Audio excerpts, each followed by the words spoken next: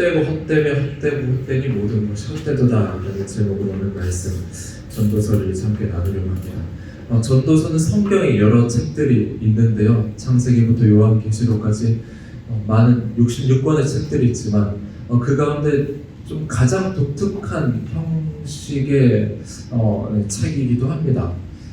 일단 전도서는 지혜 문학에 속해요. 이것이 지혜다. 하나님의 지혜가 무엇인가? 여기에 대해서 세밀하게 정말 정교하게 다듬어져서 쓰여진 책이 전도서입니다. 그렇다면 이 책을 볼 때 지혜가 무엇인가에 대해서 굉장히 도입부터 해서 굉장히 세밀하게 작업되어져 가는 것들을 이제 볼 수가 있는데요. 일단 도입부부터가 굉장히 독특해요.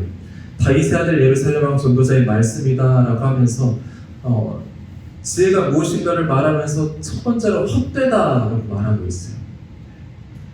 전도자의 지혜를 우리에게 알려준 그 시작점을 부정적인 단어를 사용해서 시작하고 있습니다.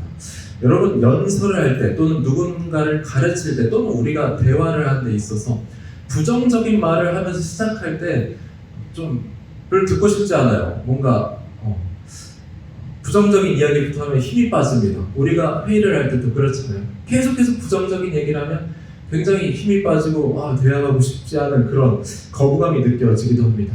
그런데 오늘 전도자는 이 도입부부터 부정적인 말을 사용하는데 무려 5번이나 부정적으로 헛되고 헛되며 헛되고 헛되니 모든 것이 헛되도다.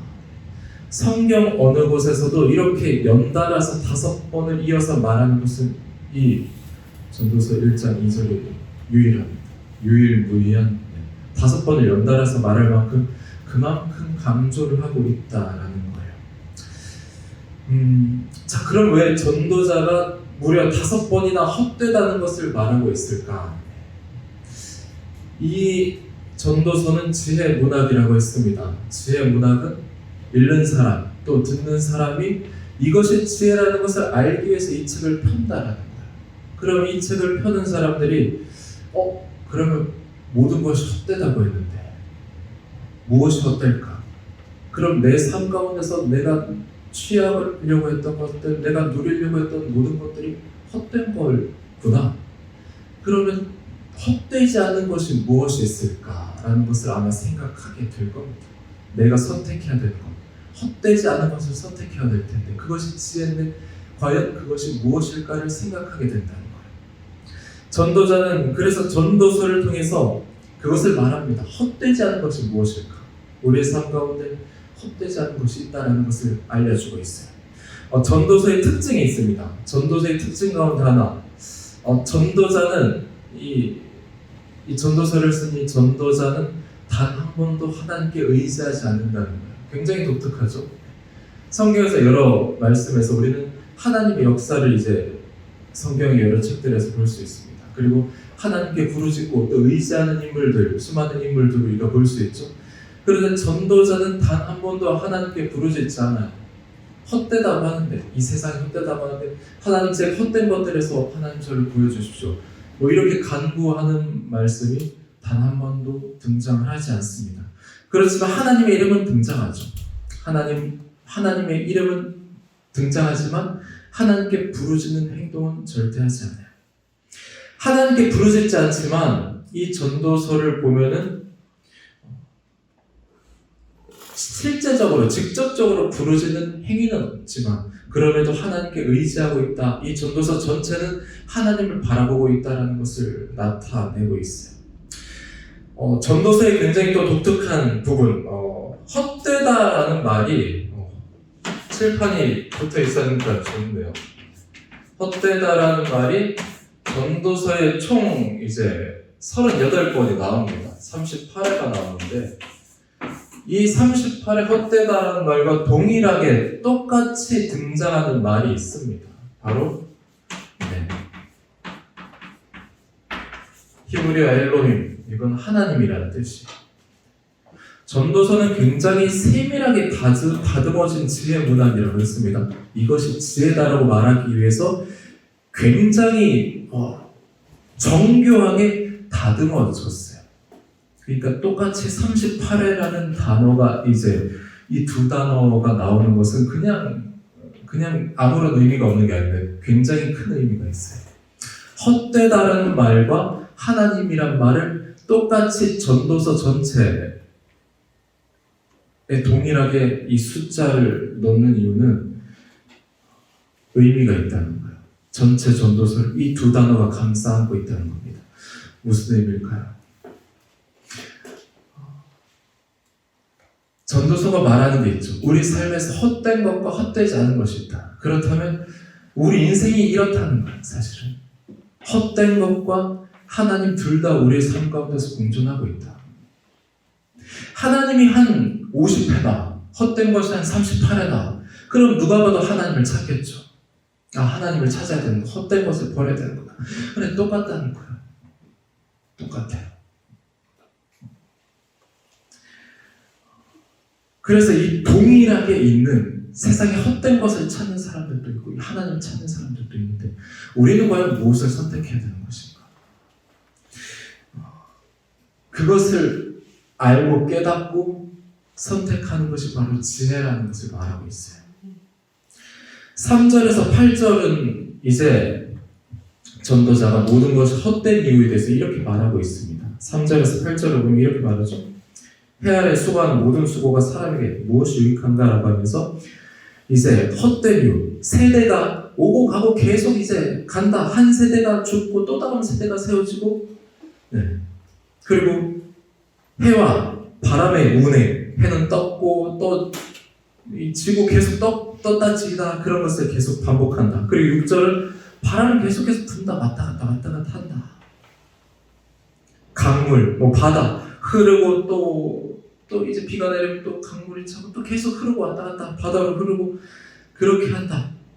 계속해서 순환되는 과정들, 계속해서 반복되는 과정들, 모든 현상들, 모든 사람들은 원래 있던 곳으로 다시 돌아가고 다시 그런 반복되어지는 그 과정들 때문에 헛되다 그렇게 말을 하고 있어요. 시지프스의 형벌을 아십니까? 그리스 신화에 나오는 이야기죠. 어떤 이가 형벌을 받아서 신들의 형벌 거기는 산꼭대기로 무거운 돌을 옮겨야 돼요. 그럼 다시 그 돌이 떨어져서 다시금 내려가서 또 산꼭대기로 오르는 그런 반복되어지는 그 형벌을 말합니다. 세상의 모든 일들이 그렇다. 인생이 그렇다. 그렇게 반복되어지고 그 반복되어지는 일 때문에 이 세상이 계속해서 헛되이 돌아간다라고 전도자는 말해요. 아무리 한 인간이 놀라운 일, 위대한 업적을 이루었어도 결국은 흙으로 돌아갑니다. 아무리 위대한 업적을 했어도 결국은 그 사람은 사라집니다. 그 업적들도 사라지고 또 다른 새로운 업적들, 또 놀라운 일들이 일어나겠죠. 거대한 파도가 해변가로 들이닥칩니다. 하지만 그 파도는 곧장 해변가에서 사라지고 또다시 바다로 흘러 들어갑니다. 그렇게 계속해서 순환한다는 거예요. 그래서 이 인간이 수고하고 애쓴 모든 것들은 또다시 어차피 사라질 텐데 또 다른 사람이 또 위대한 업적을 세울 텐데 그런 것들에 대해서 헛되다라고 말하고 있어요. 그리고 9절에서 11절을 보면 이제 전도자는 모든 것이 헛된 또 하나의 이유에 대해서 이렇게 말을 하고 있습니다. 해 아래 어떻게 말하고 있죠?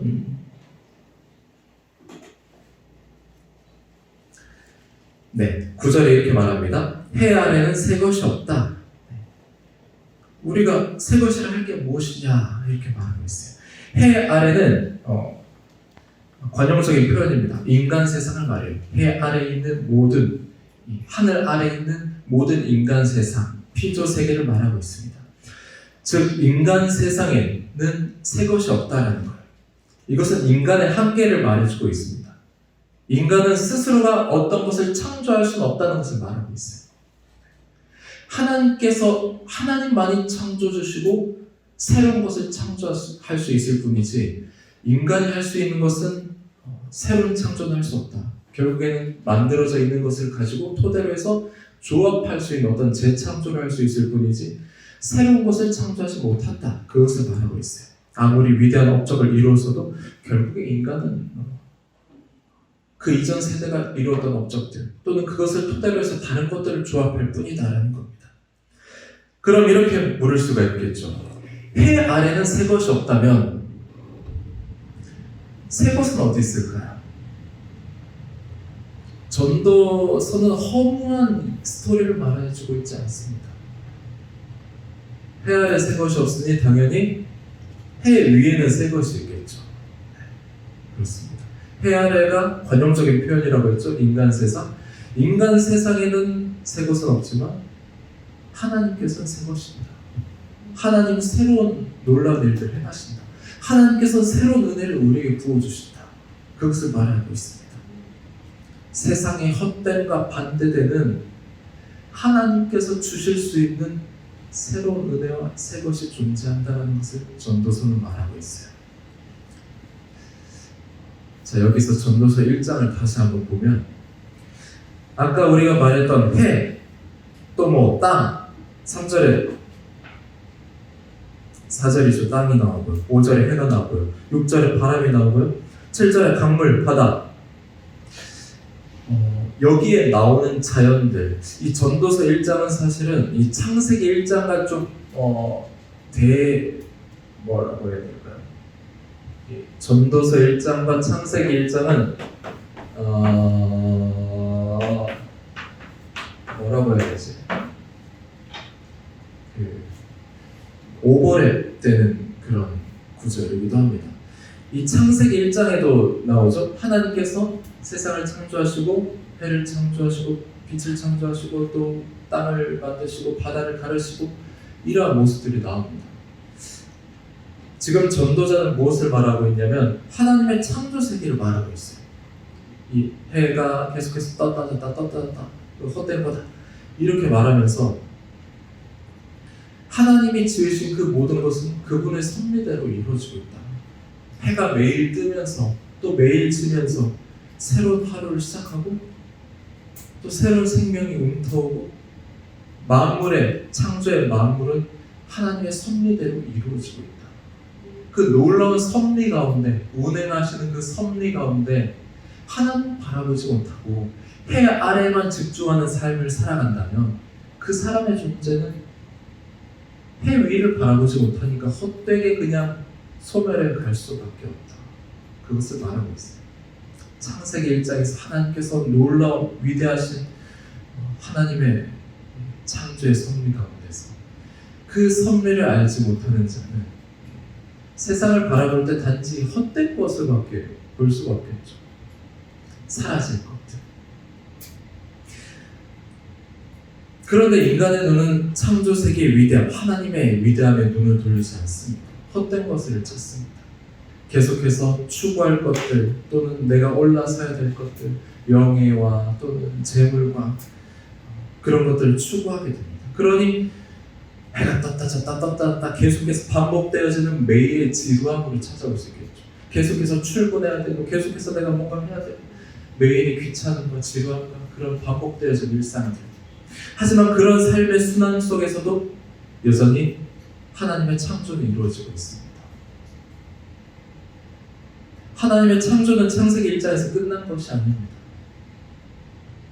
태양을 만드신 하나님께서는 여전히 지금도 매일매일 지구의 자전과 또 이 공전을 통해서 매일매일 우리에게 새로운 태양을 허락하시고 또 새로운 한날을 허락하신 분이시겠죠.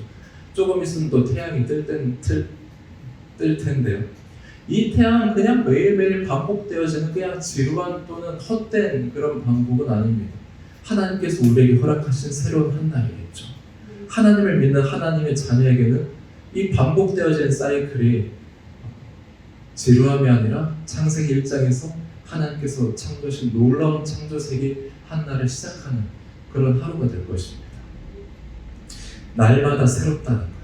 날마다 나에게 새로운 은혜가 있다는 거예요. 날마다 나는 새롭게 창조된다는 거예요. 이 한날은 나에게 새롭게 허락되어진 하루라는 겁니다. 우리가 밤에 눈을 감았을 때 그 다음날 오늘 내가 눈을 뜨고 일어날 것을 어떻게 우리가 이것은 자연스러운 게 아니에요. 이 한날은 우리에게 허락하신 하나님의 은혜입니다. 우리가 그렇게 기억한다면 매일매일의 삶이 우리에게 지루함이 아니라 정말 야, 하루를 나에게 하나님께서 허락해 주셨구나. 이 태양을 보면서 하나님께서 나에게 허락해 주신 이 따사로운 태양, 나에게 흐르는 바람들, 차가운 바람이 되어주고 이 바람이 스쳐 지나간 이 바람조차도 하나님께서 창조하시고 또 흐르게 하시고 그런 놀라운 창조 세계의 피조물 세계구나. 그분의 창조 질서 안에서 우리의 삶의 존재는 매일매일 똑같은 반복이 아니라 새로운 하늘, 새로운 은혜입니다. 오늘 우리가 이 말씀을 기억하면서 세상의 헛된 것들을 쫓아가는 것이 아니라 하나님의 창조, 하나님의 은혜, 하나님의 은혜를 구하며 하나님의 말씀 안에서 오늘 새로운 한 날을 시작하는 성도 여러분들 되시기를 주님의 이름으로 축복합니다. 네, 기도하겠습니다.